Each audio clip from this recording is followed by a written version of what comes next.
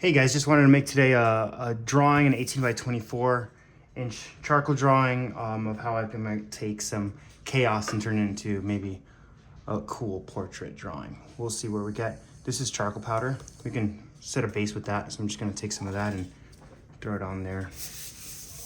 Maybe base is gonna be in there. Do a portrait. Oh wow, I got it all over me already. And then start to create some chaos and see what happens. Kind of loosely pretending there's gonna be a face in here, or finding a face in here of some sort, shadows.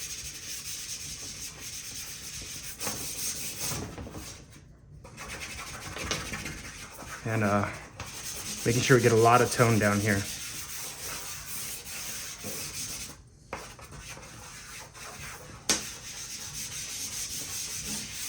We can always remove the tone with the eraser once we blend it all out.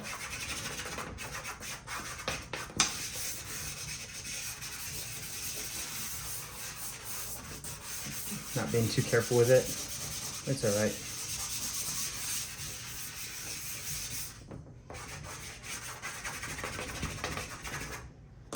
Take this blending stump.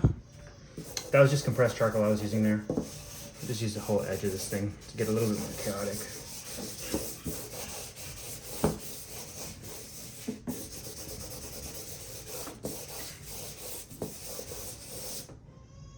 All right. Now I'll take this kneaded eraser. Oh, I'm dirty already. It's okay. And then start to kind of find where I want that light to hit, like the shadows. So that's the part that you bring like a face out of this chaos. For me, it's the point of that where that really happens is where I use this kneaded eraser to kind of create light. Let's see.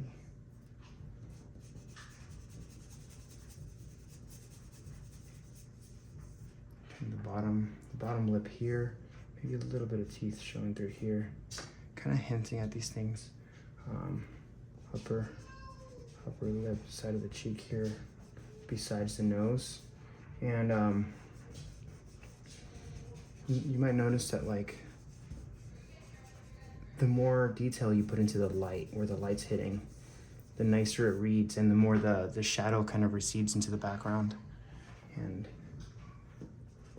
kind of creates an illusion of detail, an illusion of recession in the shadows moving into the back of the piece. And you can like utilize that to your advantage by not having to worry too much about all those details in the shadow, but leaving a little bit of space there for the viewer to kind of sit in and add to it, the viewer's mind to kind of complete the piece for you, almost in an intentional way, not so much in an unintentional way, because it's kind of clear to people when it's intentional or not intentional, because it reads more,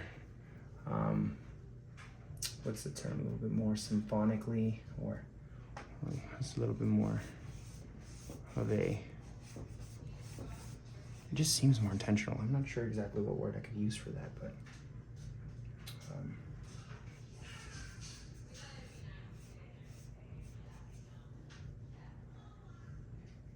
I guess it has like a little bit of a balance that way. But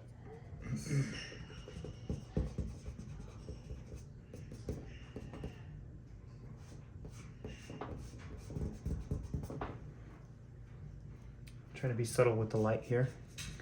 Not concerned about what's going on over here. Just remove some of that. Not concerned with the eyes right now. Not sure, maybe I'll just leave the eyes out a little bit.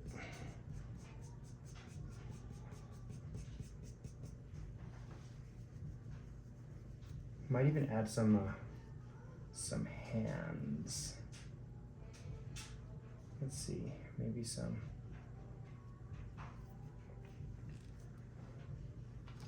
Let's go with this charcoal, this piece of charcoal in this pencil extender. It's not supposed to be for charcoal, but I just stuck a piece of charcoal in there because it works. Just experimental a little bit. Maybe if there's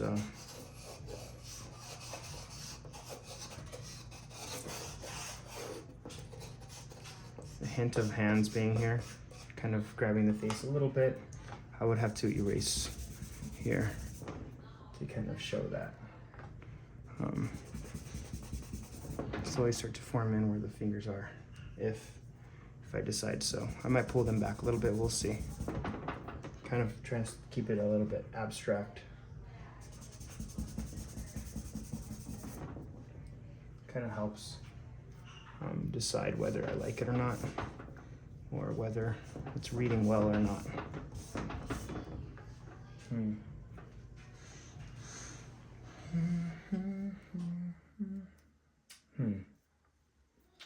Let's see.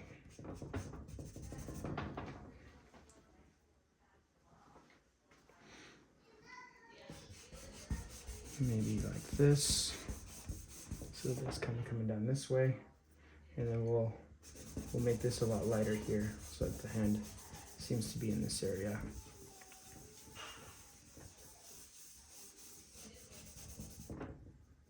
And I could add detail to that if I need to, but currently should read okay this way. Nose looks a little too big. I'm gonna shrink it down a bit.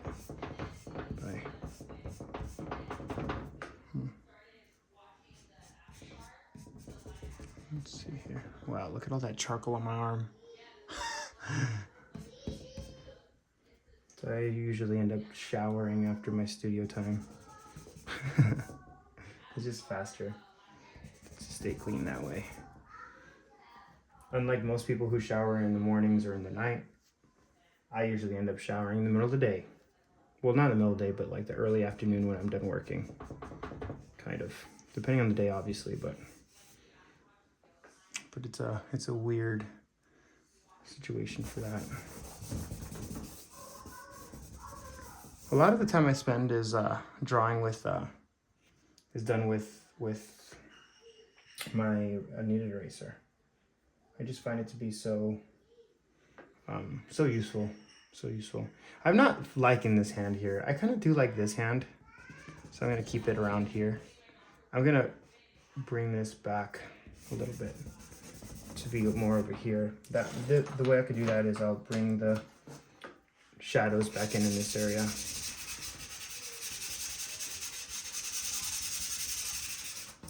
Yep, dropped it. Kind of like that, and then the midtones a little bit like this, and then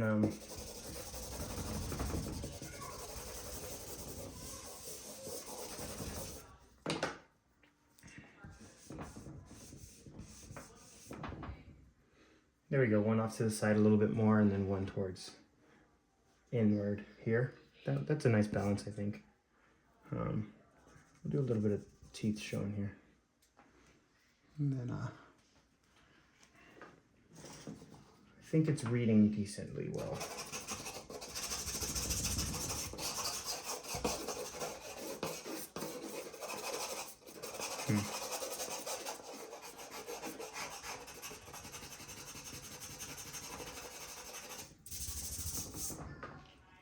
Cool. It's looking cool. Looking cool. And I'm going to add a little bit of more detail into the shadows and push those shadow shapes a little further, narrowing them down to the actual, a little closer to the actual final shapes, and also going a little darker with them simultaneously. And that'll allow for me to come back with the highlights and pull some of those out. So it's like pushing and pulling the entire time. The entire drawing process.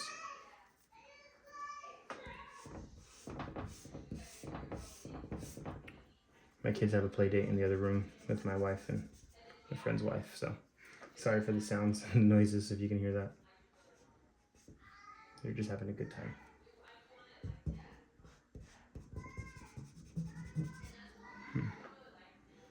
There we go.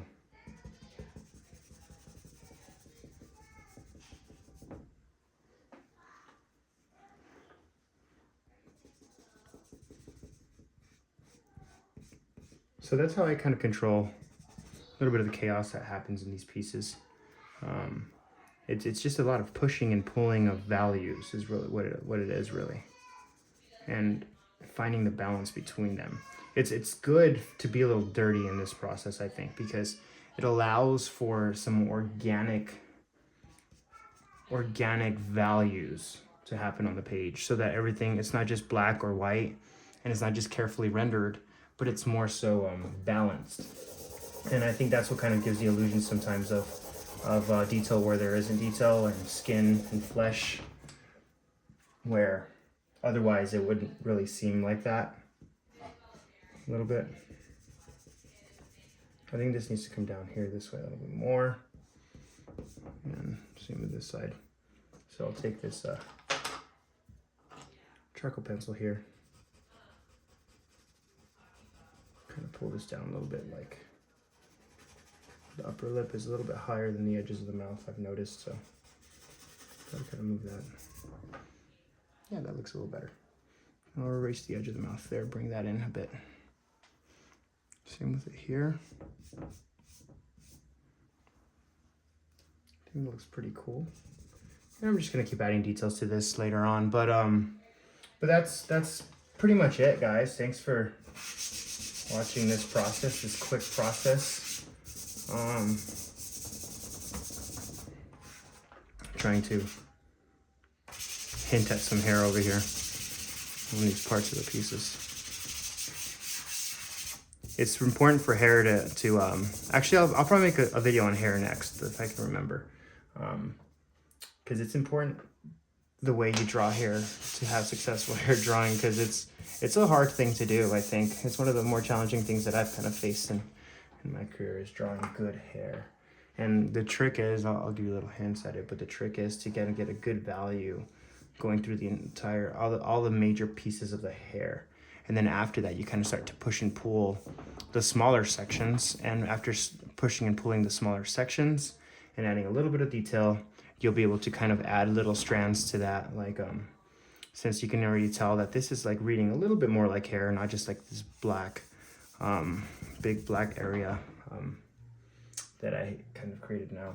So then I'll just come here, and then if you add a little bit of strands kind of on the edge, it kind of pretends to be volume there, you know? That kind of makes sense. Kind of some strands kind of getting loose that way.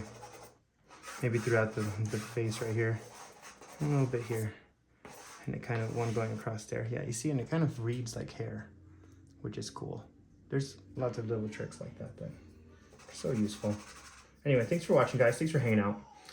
Check out madcharcoal.com/shop if you guys want to buy any artwork, or if you guys want to use the materials that I'm using. I think I used everything that I have in my art kit for this drawing so far, except for the paper. Paper is 18 by 24 Strathmore drawing paper, if you're looking for that, like specific paper.